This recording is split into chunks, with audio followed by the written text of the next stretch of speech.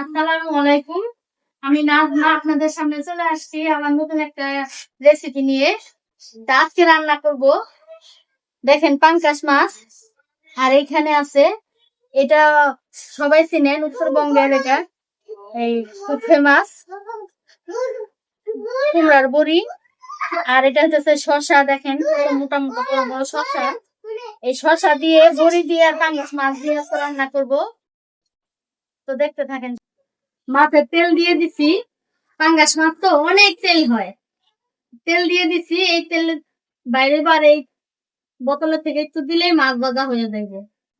এই যে লবণ, মরিচ আর হলুদ মাছের মাইখে নেই। এই দেখেন কত তেল বাইরেছে। আর এই বোতলের থেকে অল্প তেল দিলাম।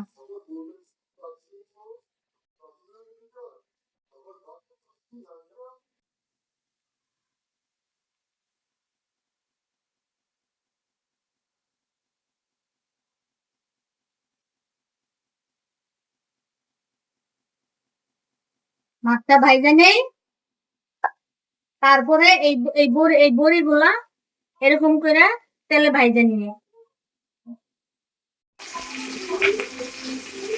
মাছ ভাজা হয়ে গেছে।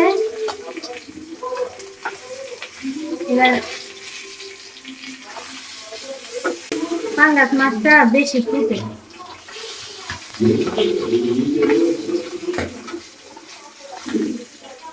ভয় লাগে।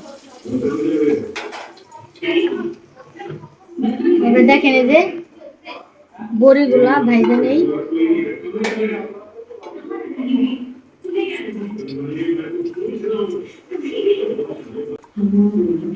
লাড়াচাড়া না করলে এক সাইডে একদম পুড়ে যাবো, কারণ এটা তো ডালের বানানো। চাল কুমড়ার মাছের ডাল দিয়ে বানায়। ভাজা হয়ে গেছে, এবার তরকারিটা বসায় দিব। তেল দিয়ে দেই।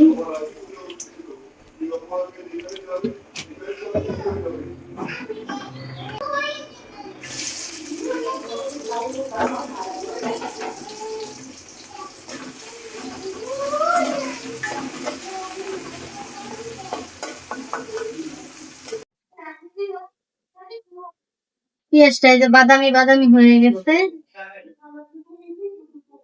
এবার রসুন বাটা, শসা তো অল্প অল্প দিতে দিব, নালে গন্ধ লাগে মশলা বেশি। আদা বাটা,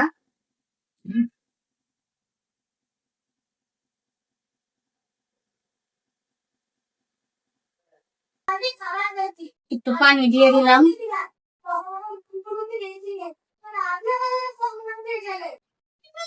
হলুদ দেই, হলুদটা একটু কমে দিলাম। শসা,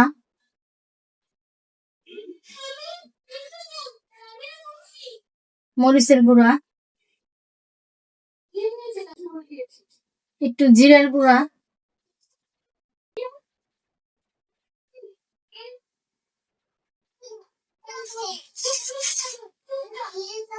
এবার একটু ডাইতে দেই।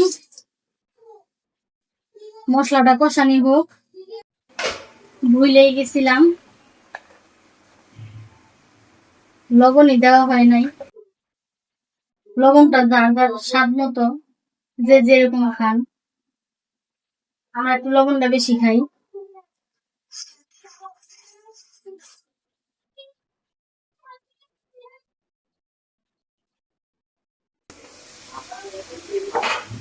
মশলাটা কষানো হয়ে গেছে, এবার শসাগুলা দিয়ে দিলাম।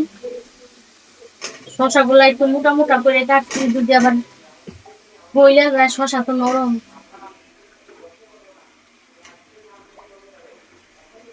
এমনিতে অনেক কচি, এত বড় এত মোটা মোটা দেখা গেলে কি অনেক কচি।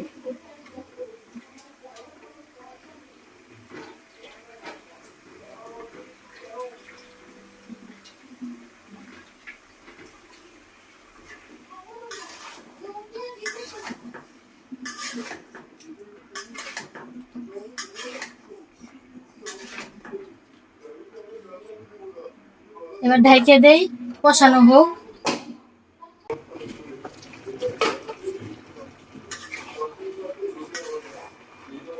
দেখেন কি সুন্দর সিদ্ধ হয়ে গেছে, একদম মনের মতো। এই তরকারিটা একটু ভালো করে কষাইতে হয়, তাইলে পরে আপনার অল্প ঝোল দিলেই হয়ে যায়। এখন অল্প একটু ঝোল দিব।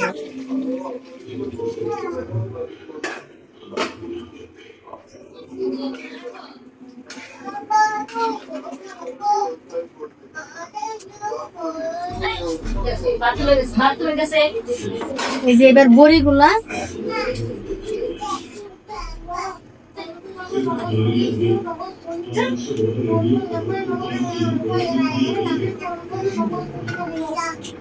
বড়িগুলা দিয়ে দিলাম, এবার দিয়ে দেবো